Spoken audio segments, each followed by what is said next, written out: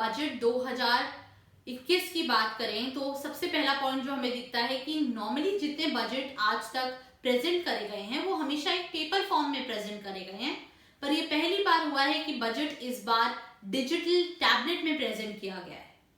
अगर आप की पॉइंट्स देखें इस बजट के, तो जो पहला है वो यही है कि जो सीनियर सिटीजन 75 से ऊपर की उम्र के हैं, अब उन्हें इनकम टैक्स फाइल करने की जरूरत नहीं है अगर उनकी इनकम पेंशन से आती है या इंटरेस्ट ऑन पेंशन से आती है। तो अगर उनकी इनकम इन दोनों चीजों से आती है तो उनको इनकम टैक्स रिटर्न्स फाइल करने की जरूरत नहीं है। तो ये बहुत ही अच्छा स्टेप है गवर्नमेंट का, क्योंकि सीनियर सिटीजन्स ज्यादा रिस्क पे हैं कोविड-19 वायरस को कॉन्ट्रैक्ट करने के।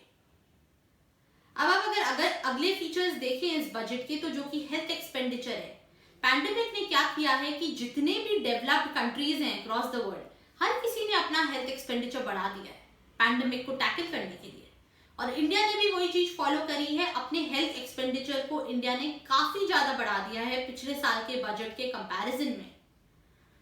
ऑलमोस्ट 35,000 करोड़ एलोकेट कर दिया गया है कोविड-19 की वैक्सीन के लिए, और एक और इनिशिएटिव भी लॉन्च किया गया है जो कि है प्रधानमंत्री आत्मनिर्भर स्वच्छ भारत योजना। इसके अंदर रफली 64,000 करोड़ स्पेंड किया जाएगा 6 साल के ड्यूरेशन में, और इसका जो मेजर ऑब्जेक्टिव है ऐसा स्कीम लाने का वो ये है कि ये हमें हेल्प करेगी पूरा जो हेल्थ इंफ्रास्ट्रक्चर है कंट्री में उसको डेवलप करने में, और दूसरा जो है जो प्राइमरी हेल्थ केयर सेंटर होते हैं वो और भी ज्यादा एस्टैब्लिश होंगे अक्रॉस इंडिया। तो ये बहुत ही अच्छा स्टेप है, और अगर आप पिछले साल के बजट से कंपेयर करेंगे तो 137% इंक्रीज हो गया है हेल्थ बजट। तो पैंडेमिक को ध्यान में रखते हुए ये अच्छा मूव है, क्योंकि हमें अभी पैंडेमिक को टैकल करना है। अगर आप कस्टमर गारंटी को देखें तो वो बढ़ा दी गई है 1 लाख से 5 लाख रुपए तक।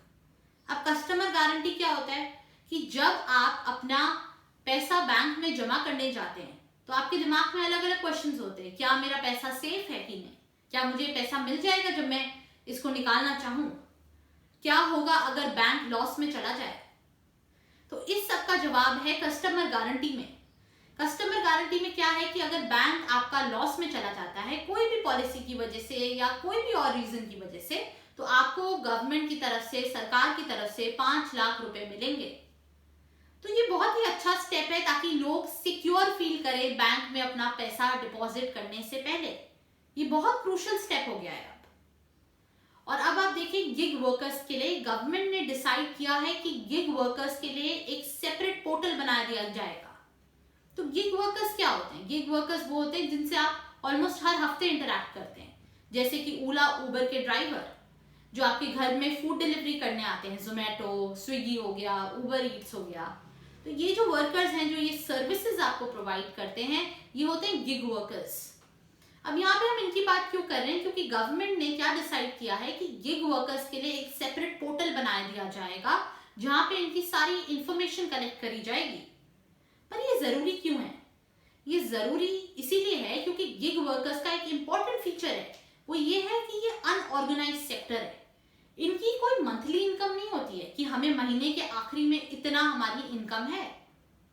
इनकी इनकम होती है कितनी ये सर्विस प्रोवाइड करें उसके ऊपर।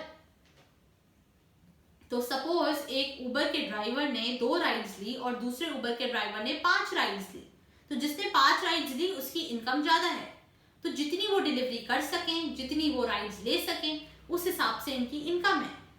तो इससे क्या होता है, क्योंकि ये एक अनऑर्गेनाइज्ड सेक्टर है, जो वेरियस बेनिफिट्स होते हैं गवर्नमेंट के, जैसे कि हेल्थ केयर बेनिफिट्स या हाउसिंग स्कीम्स, इसका बेनिफिट ये गिग वर्कर्स नहीं ले पाते।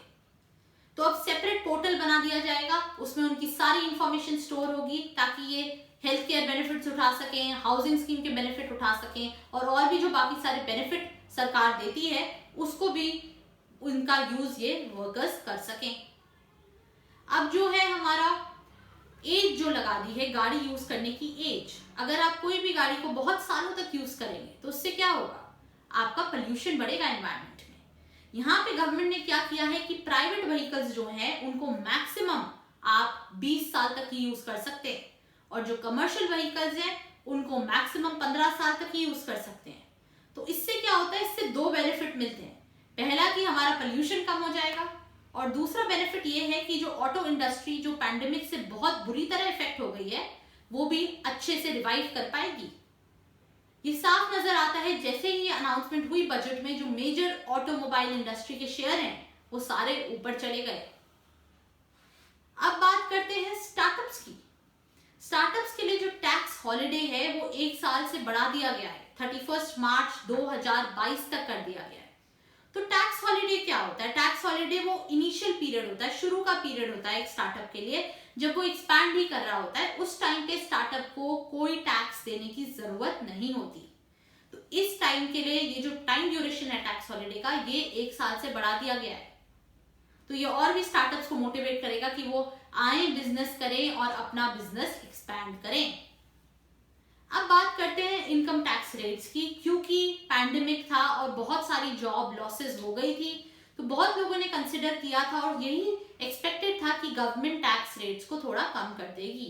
पर गवर्नमेंट ने टैक्स रेट्स को कम नहीं करा है, सेम ही रखा है जो पिछले बजट में था। क्योंकि क्या होता है कि अगर आप टैक्स रेट्स कम करते तो बाकी सबके हाथ में, लोगों के हाथ में ज्यादा पैसा होता, क्योंकि टैक्स नहीं पे कर रहे, और फिर वो ज्यादा एक्सपेंडिचर करते, ज्यादा खर्च करते, तो जो सर्कुलेशन है मनी का वो बढ़ जाता। तो अगर सर्कुलेशन बढ़ता है तो जीडीपी भी ऊपर जाता है। पर गवर्नमेंट ने यहाँ पे टैक्स रेट सेम रख दिए हैं, जो पिछले साल थे टैक्स स्लैब्स वही रख दिए गए हैं। तो ओवरऑल अगर आप इस बजट को देखें तो काफी अच्छा बजट है, और इन द लॉन्ग रन हमारा इस बजट से जीडीपी इंक्रीज ही होगा और ग्रोथ दिखेगी इकोनॉमी के अंदर। पर ये सिर्फ था कि क्योंकि बहुत जॉब लॉसेस हो गए हैं, तो इस वजह से अगर थोड़ा सा इनकम टैक्स कम हो जाता तो और भी बेटर रहता। पर overall it is a good budget.